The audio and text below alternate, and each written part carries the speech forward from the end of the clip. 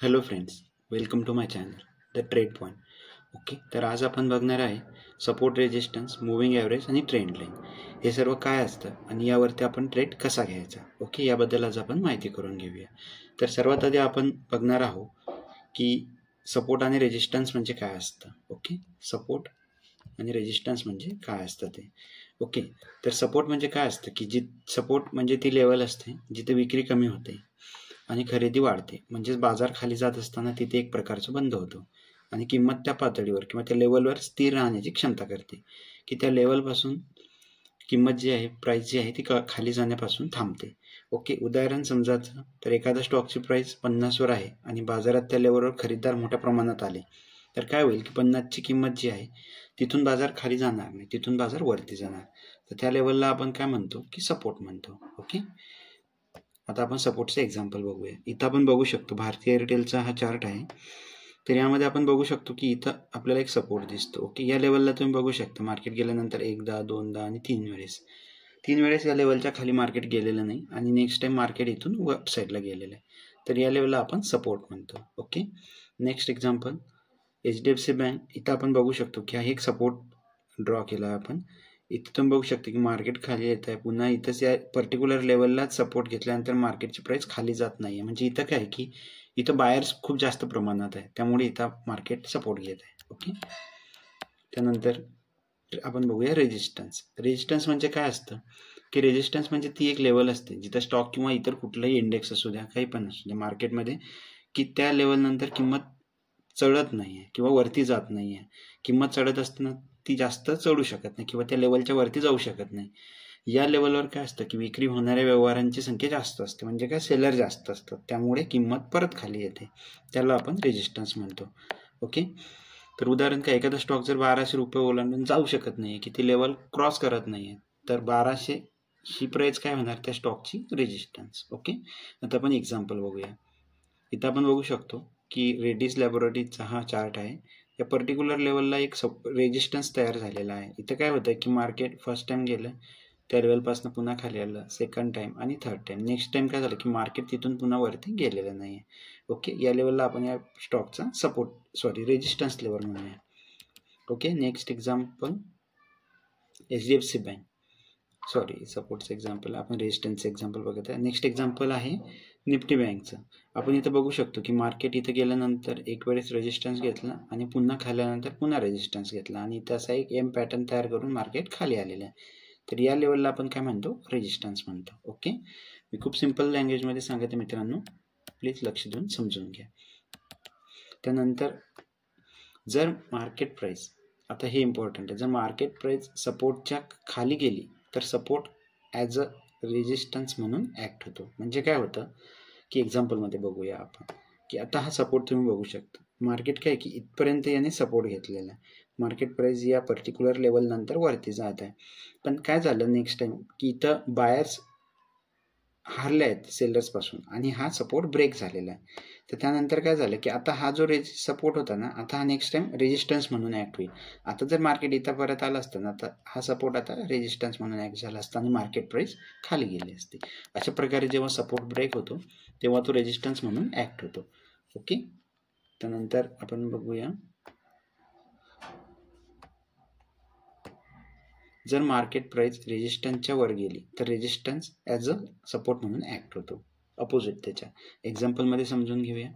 इथं तुम्ही बघू शकता की ही मार्केट प्राईस इथं रेजिस्टन्स घेत आहे. ओके, हा एक रेजिस्टन्स होता या प्राईसचा. इथून काय झालं की बायर्स सेलर्सपेक्षा मजबूत झाले आणि त्यांनी प्राईस वरच्या साईडला नेली. आता काय होतं की मार्केट पुन्हा या लेवलच्या खाली येत नाही. म्हणजे इथं काय होतं, तर हा रेजिस्टन्स ॲक्ट होत होता आणि आता मात्र हा इथं सपोर्ट घेत आहे. म्हणजेच रेजिस्टन्स एकदा ब्रेक झाला अपसाईडला की तो सपोर्ट म्हणून ॲक्ट होतो. ओके, कळालं. त्यानंतर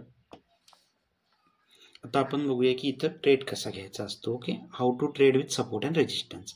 तर सपोर्ट आणि रेजिस्टन्स काय असतं की जेव्हा प्राईस सपोर्ट लेवलला असेल त्यावेळेस एखादा मार्केटमध्ये जर एखादा बुलिश कॅन्डलस्टिक पॅटर्न बनत असेल सपोर्ट लेवलला, तर तेव्हा आपण तिथे एंट्री घेत असतो बाय साईडसाठी. ओके, आणि त्या पर्टिक्युलर कॅन्डलचा जो लो असतो त्याला आपण स्टॉप लॉस ठेवतो. ओके, त्यानंतर रेजिस्टन्समध्ये आपण ट्रेडिंग कशी करतो की जेव्हा प्राईस रेजिस्टन्स लेवलला येते तेव्हा काय होतं की एखादा बिअरिश कॅन्डलस्टिक पॅटर्न जर आपल्याला तिथं दिसत असेल तर आपण तिथे एंट्री घेतो आणि एसएल आपला त्या कॅन्डलचा किंवा त्या पॅटर्नचा हाय असतो. ओके, इथं आपण बघू शकतो, इथं आता हे सपोर्ट घेते मार्केट. ओके, इथं तुम्ही बघू शकता सपोर्टला एक हॅमर कॅन्डल आहे, इथून मार्केट अपसाईडला गेलेलं आहे. ओके, इथं पण एक बुलिश हरामी कॅन्डल बनलेलं आहे, रेड आणि ही ग्रीन, तर इथून पण मार्केट अपसाईडला गेलेलं आहे. अशा प्रकारे सपोर्टवर आपण ट्रेडिंग करत असतो. ओके, आता आपण बघूया डायनामिक सपोर्ट कुठले असतात. ओके, एक मूव्हिंग ॲव्हरेज असतो डायनामिक सपोर्टमध्ये आणि एक असतं ट्रेंड लाईन. ओके, आणखी पण असतात पिवॉट पॉईंट, बॉलिंजर बँड, पण आपण हे फार जास्त यूज होणारे ट्रेंड लाईन आणि मूव्हिंग ॲव्हरेज आहे, त्यामुळे हे दोन बघणार आहे. तर सर्वात आधी आपण बघणार आहे की मूव्हिंग ॲव्हरेज म्हणजे काय असतं. मूव्हिंग ॲव्हरेज काय असतं ना की एन नंबर ऑफ डेजचं टोटल डिवायडेड बाय किती डेज आहेत ते. आता एन नंबर म्हणजे आता इथं आपण फॉर एक्झाम्पल 20 घेत आहे, तर 20 डेजची ही टोटल असती आणि त्याला डिवायडेड बाय 20 डेज, त्याचं जे आन्सर येतं ना तो मूव्हिंग ॲव्हरेज असतो. तर आपल्याला चार्टवरती ऑटोमॅटिक लागून जातं, हे काही कॅल्क्युलेशन करत बसायची काही गरज नसते. ओके, तर आता आपण बघूया हा मूव्हिंग ॲव्हरेज आहे. ओके, हा 20 मूव्हिंग ॲव्हरेज आहे, ही रेड कलरची लाईन दिसते ना हे 20 मूव्हिंग ॲव्हरेज आहे. ओके, इथं ट्रेडिंग कशी करतो आपण ना की इथं आपण बघू शकतो जेव्हा जेव्हा मार्केट मूव्हिंग ॲव्हरेजला येत आहे, बघा अपसाईडला जातं मार्केट पुन्हा खाली आलं आणि इथं आल्यानंतर काय केलं ना मार्केटने इथं एक हॅमर टाईप कॅन्डल तयार केलेली आहे ग्रीन कलरची. ओके, आणि तिथून मार्केट पुन्हा अपसाईडला गेलं तर आपली एंट्री इथं होणार आणि त्याचा लो जो असतो तो एसएल असणार आपला. ओके, ही इथं एंट्री असणार. ओके, अशा प्रकारे आपण यामध्ये ट्रेड करत असतो.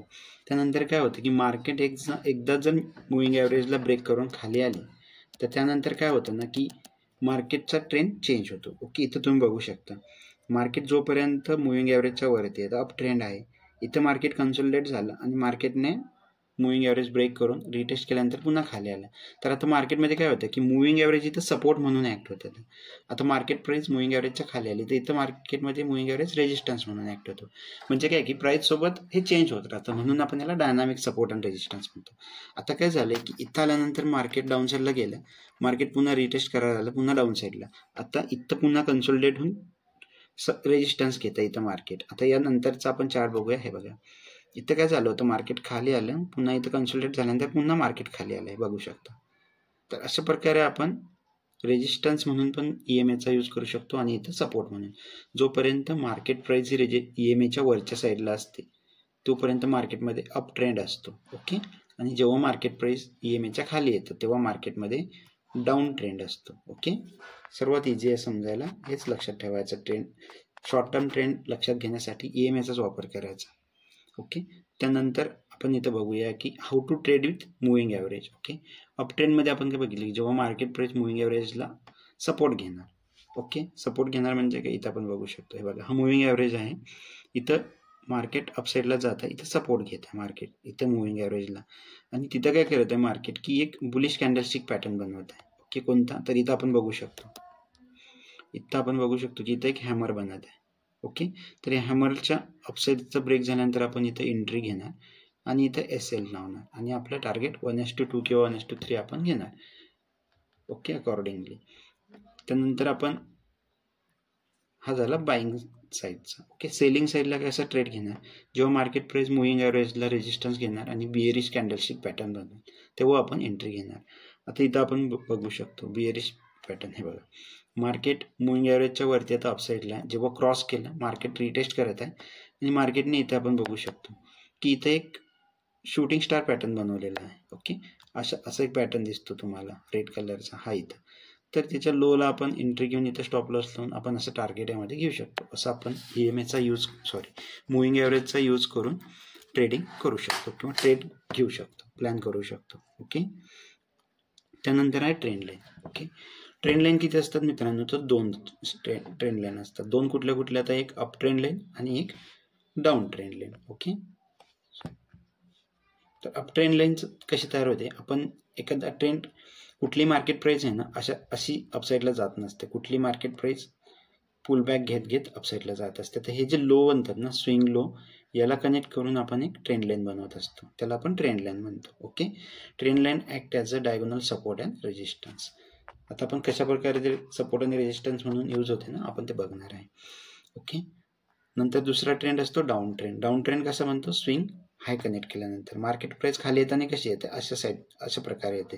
तर हे स्विंग हाय असतात ना, हे आपण कनेक्ट करून एक ट्रेंड लाईन डाऊन ट्रेंडमध्ये एक ट्रेंड लाईन काढतो, त्याला डाऊन ट्रेंड लाईन म्हणतात. ओके, तर यामध्ये आपण बघूया की how to trade with trend line. Up trend जेव्हा असतो ना, तेव्हा मार्केट काय करते की प्राइस ट्रेंड लाईनला सपोर्ट घेणार आणि बुलिश कॅन्डलस्टिक पॅटर्न बनवणार, तेव्हा आपण तिथे एंट्री घेत असतो. इथं आपण बघू शकतो की अप ट्रेंड आहे. आपण काय केलं की स्विंग जे लो आहेत ना, हे कनेक्ट केले आणि अशी एक ट्रेंड लाईन बनवली, जेणेकरून आपल्याला कळेल की मार्केटचा ट्रेंड कोणता आहे. ओके, इथं बघा आता मार्केट सपोर्ट घेत आहे, इथं एक हॅमर बनवत आहे, इथून पुन्हा अपसाईडला जात आहे, पुन्हा अपसाईडला गेल्यानंतर पुन्हा इथं एक हॅमर बनवत आहे किंवा डोजी कॅन्डल बनवत आहे, पुन्हा अपसाईडला जात आहे, पुन्हा इथं आल्यानंतर एक बुलिश हरामी कॅन्डल बनवत आहे, पुन्हा अपसाईडला जात आहे. अशा प्रकारे हे बुलिश पॅटर्न जे आहेत ना, हे फाइंड आउट करायचे ट्रेंड लाईनवरती आणि तिथं आपण एंट्री घेऊन ट्रेंड लाईनच्या खालचा SL लावून ट्रेड करू शकतो. अशा प्रकारे आपण ट्रेंड लाईनचा यूज करून ट्रेड करत असतो. ओके, बुलिश पॅटर्न किंवा बेरिश पॅटर्न कोणते असतात ना मित्रांनो, यावरती आपण आपल्या चॅनलवरती एक सेपरेट व्हिडिओ टाकलेला आहे. प्लीज तुम्ही जाऊन तो बघून घ्या, म्हणजे तुम्हाला समजायला इझी जाणार. त्यानंतर काय असतं की एक डाऊन ट्रेंड लाईन असतो की डाऊन ट्रेंडला आपण कसे ट्रेड घेत असतो, जेव्हा मार्केट प्राइस ट्रेंड लाईनला रेजिस्टन्स घेणार आणि एक बेरिश कॅन्डलस्टिक पॅटर्न बनवणार, तेव्हा आपण एंट्री घेत असतो. फॉर एक्झाम्पल इथं आपण बघू शकतो हा एक डाऊन ट्रेंड आहे. आपण ट्रेंड लाईन स्विंग हाय कनेक्ट केल्यानंतर एक ट्रेंड लाईन बनवली आणि आपल्याला कळालं की एक डाऊन ट्रेंड आहे. इथं आपण बघू शकतो इथं ही एक बेरिश कॅन्डल बनलेली आहे. ओके, त्यानंतर इथं तुम्ही बघू शकता की एक ग्रीन कॅन्डलला या बेरिश कॅन्डलने पूर्ण गिरलेलं म्हणजे इंगल्फिंग कॅन्डल बनलेली आहे. इथं पण तुम्ही बघू शकता की एक ग्रीन कॅन्डलला पूर्णपणे इंगल्फ केलेलं आहे. ओके, इथं तुम्ही बघू शकता एक हँगिंग मॅन बनलेला आहे, त्यानंतर एक रेड कॅन्डल कन्फर्मेशन आणि डाऊन ट्रेंड. अशा प्रकारे आपण इथं ट्रेड घेऊ शकलो असतो. इथं एंट्री, इथं SL आणि अशा प्रकारे आपल्याला नेक्स्ट लोचं टार्गेट भेटलं असतं. ओके, अशा प्रकारे डाऊन ट्रेंड लाईनचा आपण यूज करून त्यामध्ये ट्रेड घेऊ शकतो.